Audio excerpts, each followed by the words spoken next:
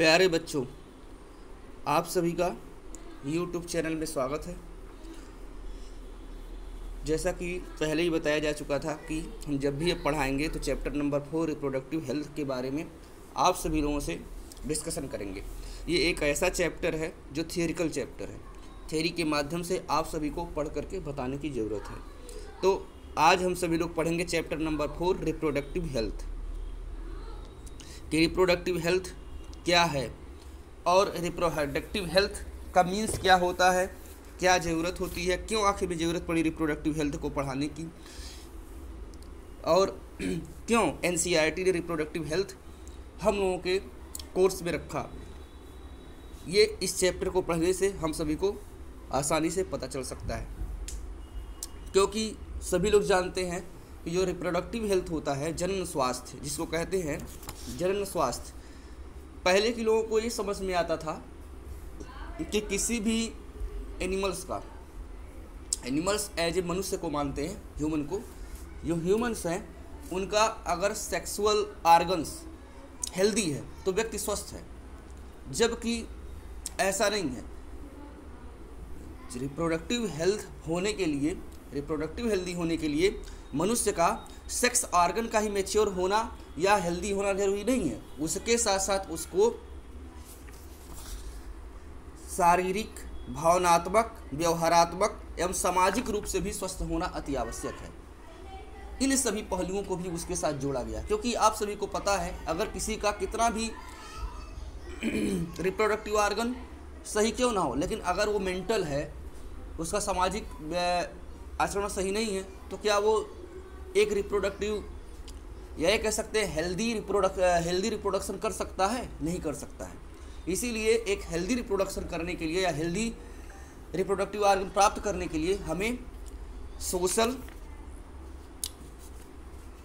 यानी सामाजिक तौर पे, बिहेवियरल यानी व्यवहारात्मक रूप से, इमोशनल यानी भावनात्मक रूप से, एंड फिजिकल, इन सभी चीज़ों की तरह हमें क्या होना, स्वस्थ होना पड़ेगा। तब हमारा कहलाएगा एक तरह का रिप्रोडक्टिव हेल्दी व्यक्ति।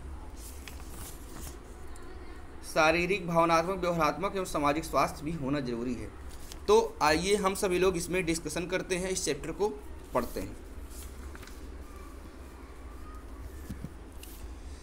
लिखा है, you have learn about human reproductive system and its function in chapter 3, यानी पिछले अध्याय में आपने जनन तंत्र और उनके कार्यों के बारे में पढ़ा है।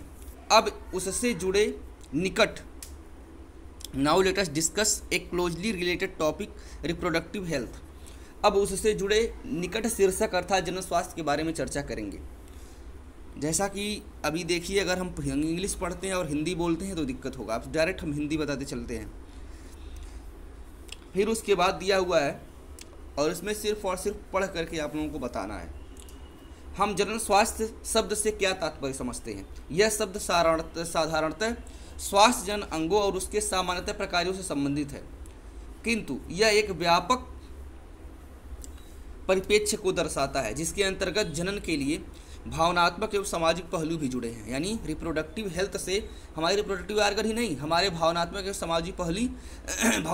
सामाजिक पहलू भी जुड़े हैं। विश्व स्वास्थ्य संगठन यानी वर्ल्ड हेल्थ ऑर्गेनाइजेशन यानी WHO के अनुसार जनन स्वास्थ्य का अर्थ है, यानी रिप्रोडक्टिव हेल्थ का अर्थ है क्या? जनन के सभी पहलुओं सहित एक संपूर्ण स्वास्थ्य अर्थात शारीरिक, भावनात्मक, व्यवहारात्मक तथा सामाजिक स्वास्थ्य है।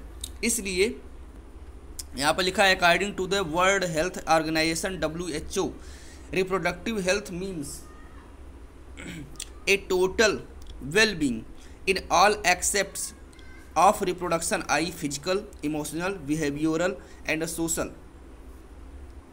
Therefore, a society with people having physically and functionally normal reproductive organs and normal emotional and behavioral interaction among them in all sex related aspects might be called reproductive healthy.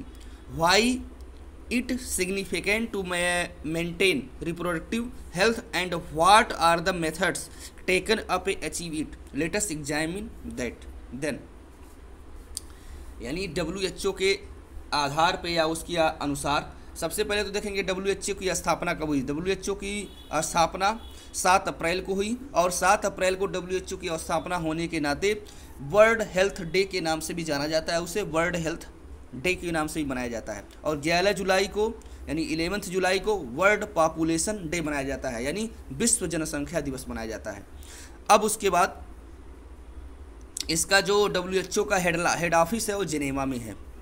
कभी कभी पूछता है, तो देखते हैं। विश्व स्वास्थ्य संगठन WHO यानी वर्ल्ड हेल्थ ऑर्गेनाइजेशन के अनुसार जनन स्वास्थ्य का अर्थ जनन के सभी पहलुओं सहित एक संपूर्ण स्वास्थ्य अर्थात शारीरिक, भावनात्मक, व्यवहारात्मक एवं सामाजिक स्वास्थ्य है। इसलिए ऐसे समाज को जननात्मक रूप से स्वस्थ समाज कहा जा सकता है, जिससे लोगों के जनन अंग शारीरिक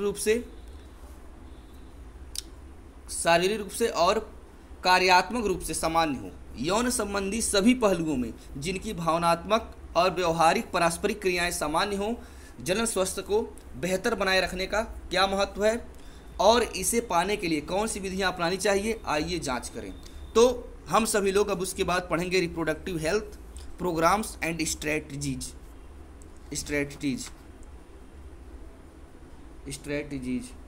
तो अब इसके लिए हम नेक्स्ट टर्म पे पढ़ाएंगे।